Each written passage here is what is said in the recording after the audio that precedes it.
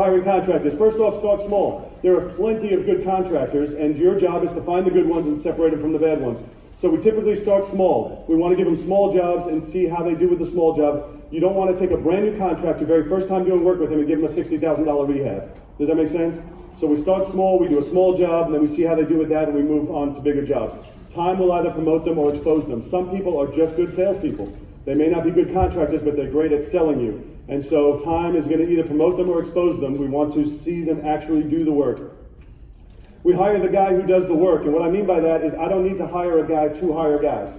We want to hire a guy who's actually in there doing work. Doesn't mean he's not also hiring guys, but we want someone who's in there working. I don't want someone sitting on a lawn chair out front just hiring people and on my dollar. I want somebody who's also actually in there working. We try and hire specialists, not jack of all trades. This is a lesson I learned the hard way. There are plenty of people who say, well, I can install the roof and do your plumbing and do your electrical, and they can. However, what I found over time was I get better results paying more by hiring somebody that specifically does each trade. So I'm going to tell you about a personal story on my own personal house that I live in. I had a leak in my kitchen from upstairs in my bathroom, and it was leaking into my kitchen, and I had a drip. So me being who I am, and I didn't want to call a big plumbing company, I have guys that do repair work on houses, so I called one of them. He came out and he charged me like $200, $300, I don't remember, and he fixed it, cut a big hole in my ceiling, and he fixed it, and he was gone.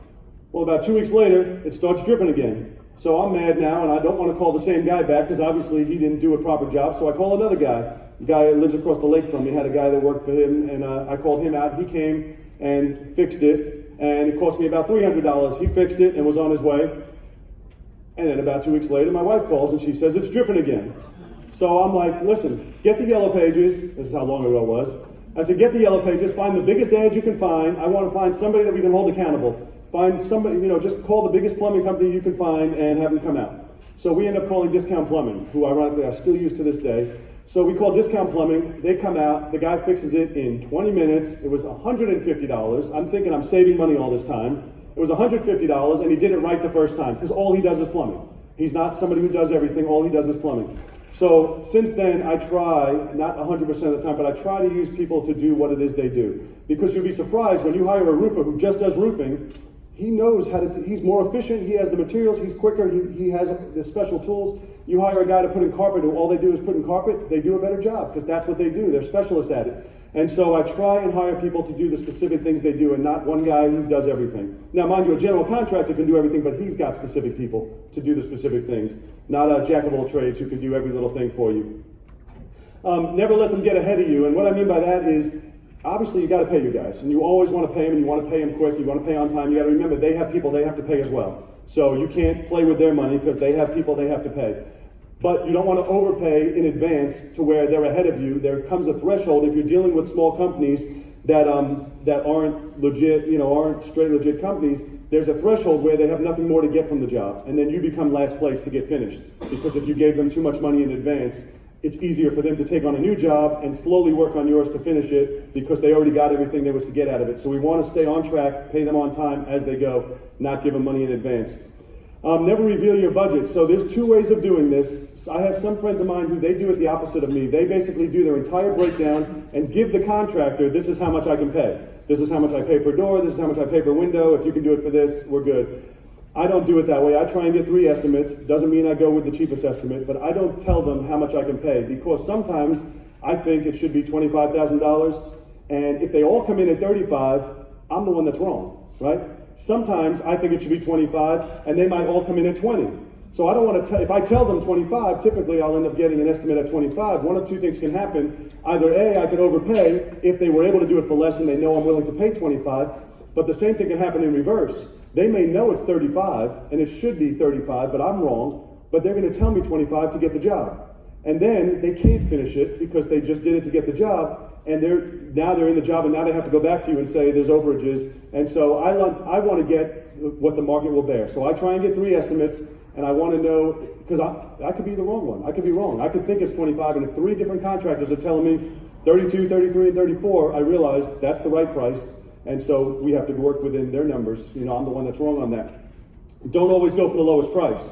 So we have a tendency to get 3 estimates, and it could be 40, 40, and 25, and I'm like, oh, 25, we go with that. And you could talk to another contractor and be like, there's no way he can do it for 25. You know, they know their numbers, and they say, you know, he said 25, yeah, but I can just do the math, and there's no way it's even possible. They can't buy the materials and do the job for 25. And if you feel compelled to go with the lowest price, you're going to find out the hard way that he can't do the job for 25. Does that make sense? So sometimes people just want to get the job, but you need to go with the legit guy, and sometimes that means it's going to be more because it's the real number that they can get it done for. Yeah, the contractor has to make money as well. They can't just give you a price that you can't fulfill. Does that make sense? They give you a price that you want, and you want the cheapest price, but if they can't fulfill it, it's not going to do you or them a favor. Be sure to have a detailed breakdown. So I've made mistakes where we walk through and we talk about everything, but it didn't get detailed when they wrote me the estimate. Like, we talked about putting in brand new appliances, but then when the house was done, they were like, whoa, we didn't say appliances. I said I was going to do the kitchen. I know we spoke about it, but when I go to the estimate, it wasn't in there.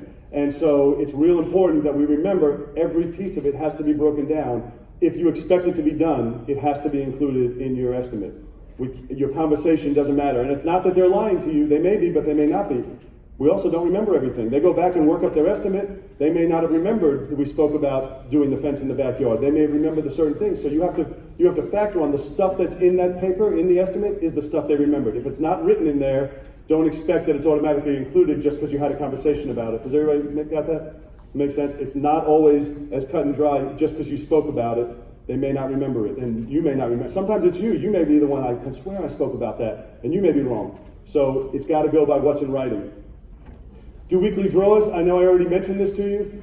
You have to inspect every single week. The way we used to do it when I was rehabbing is every Wednesday we would come out, and the work that was done by Wednesday, we would cut a check for that Friday.